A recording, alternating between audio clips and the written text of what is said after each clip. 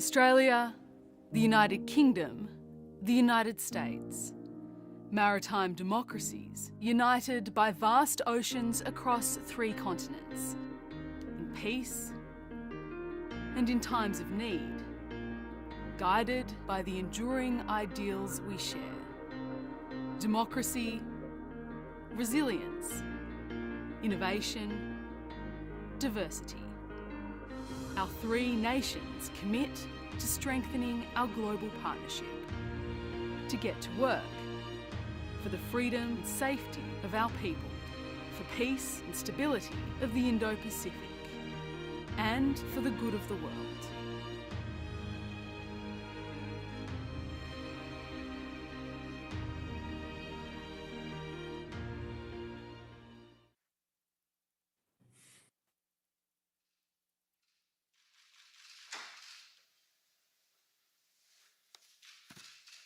Hey, Boris. Well, good morning from Australia. I'm very pleased to join 2 great friends of freedom and of Australia, Prime Minister Johnson and President Biden. Today, we join our nations in a next generation partnership built on a strong foundation of proven trust. We have always seen the world through a similar lens.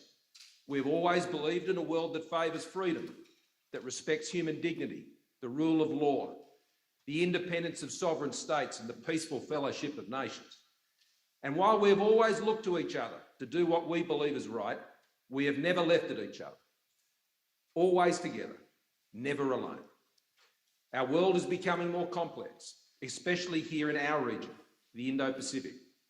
This affects us all. The future of the Indo-Pacific will impact all our futures. To meet these challenges, to help deliver the security and stability our region needs, we must now take our partnership to a new level. A partnership that seeks to engage, not to exclude, to contribute, not take, and to enable and empower, not to control or coerce. And so, friends, AUKUS is born, a new enhanced trilateral security partnership between Australia, the United Kingdom, and the United States. AUKUS, a partnership where our technology, our scientists, our industry, our defence forces are all working together to deliver a safer and more secure region that ultimately benefits all. AUKUS will also enhance our contribution to our growing network of partnerships in the Indo-Pacific region.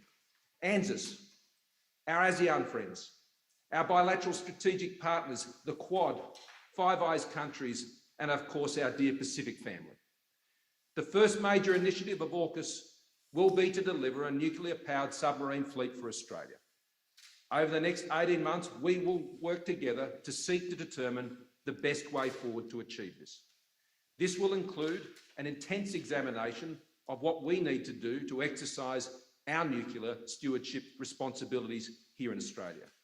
We intend to build these submarines in Adelaide, Australia, in close cooperation with the United Kingdom and the United States. But let me be clear, Australia is not seeking to acquire nuclear weapons or establish a civil nuclear capability. And we will continue to meet all our nuclear non-proliferation obligations. Australia has a long history of defence cooperation with the United States and the United Kingdom. For more than a century, we have stood together for the cause of peace and freedom, motivated by the beliefs we share, sustained by the bonds of friendship we have forged, enabled by the sacrifice of those who have gone before us, and inspired by our shared hope for those who will follow us. And so today, friends, we recommit ourselves to this cause and a new AUKUS vision.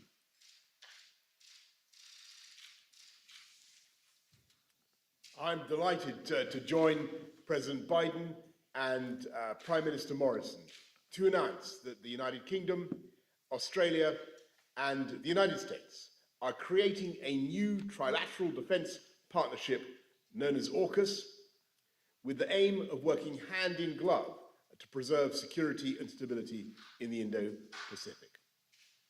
We're opening a new chapter in our friendship, and the first task of this partnership will be to help Australia acquire a fleet of nuclear-powered submarines, emphasizing, of course, that the submarines in question will be powered by nuclear reactors, not armed with nuclear weapons.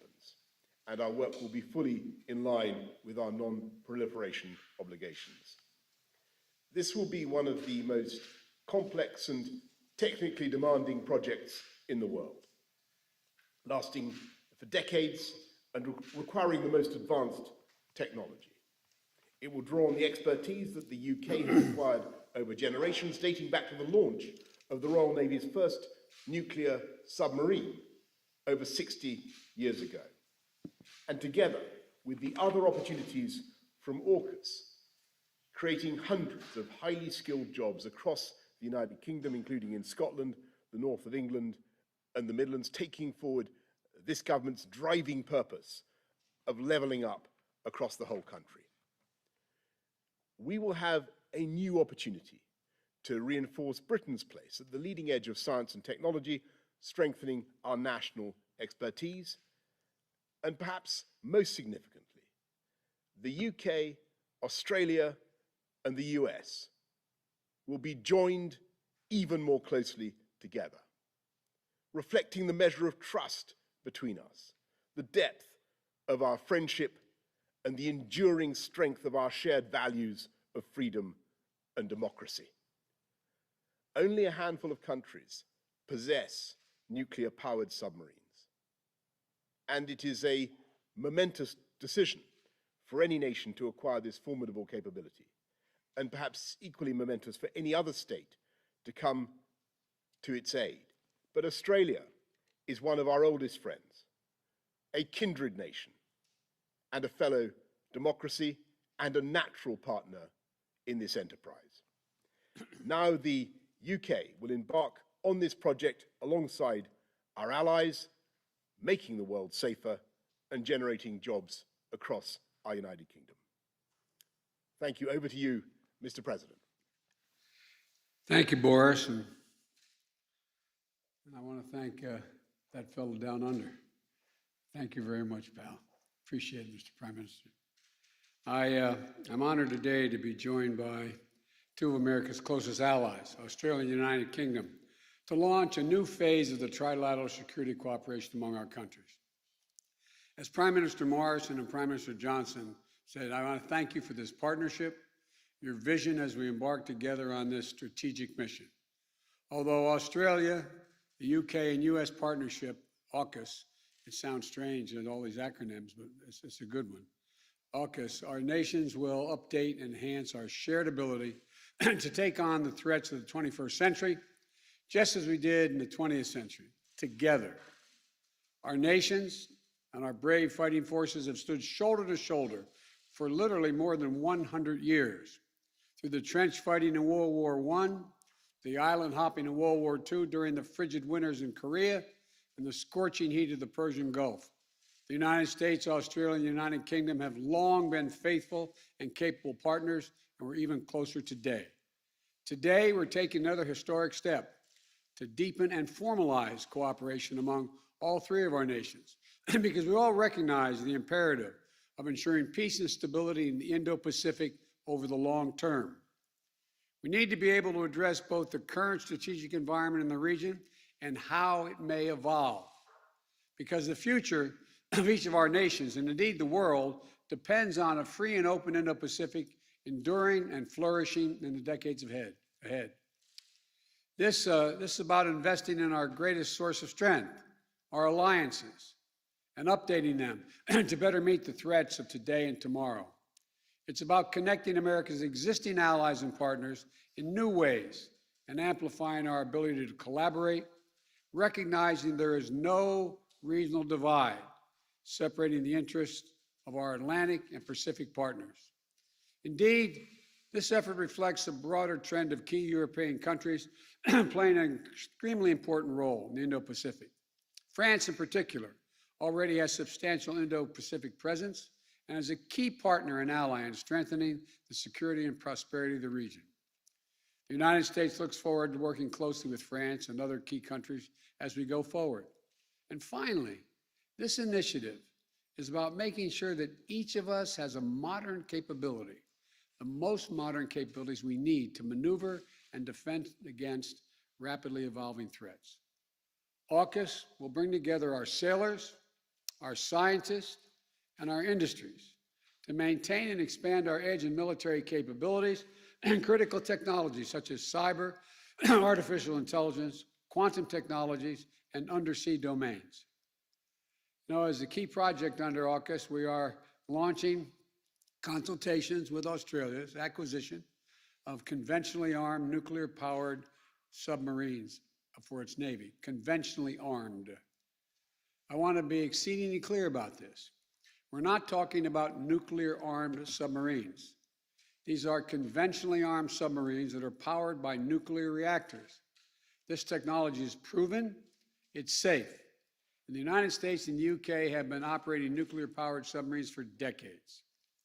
I have asked Secretary Austin of the Department of Defense to lead this effort for the U.S. government in close collaboration with the Department of Energy and the Department of State. Our governments will now launch an 18-month consultation period to determine every element of this program, from workforce to training requirements to production timelines to safeguards and non-proliferation measures and to nuclear stewardship and safety to ensure full compliance with each of our nation's commitments under the Nuclear Non-Proliferation Treaty. We'll all undertake this effort in a way that reflects the long-standing leadership in global non-proliferation and rigorous verification standards in partnership and consultation with the International Atomic Energy Agency. So I want to thank the Prime Minister Morrison and Prime Minister Johnson for their friendship, but mostly important for their leadership and partnership as we undertake this new phase of our security cooperation. And the United States will also continue to work with ASEAN and the Quad, as was stated earlier, our 5 treaty allies and other close partners in the Indo-Pacific, as well as allies and partners in Europe and around the world to maintain a free and open Indo-Pacific and build a future of peace, opportunity for all the people of the region. We're joining together, partnerships are getting stronger. This is what we're about. I want to thank you all, and I look forward to seeing both of you in person very soon, I hope. Thank you. Thank you.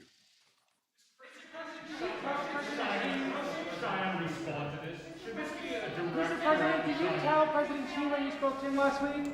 Are boosters still rolling out next week? Is this a message to China?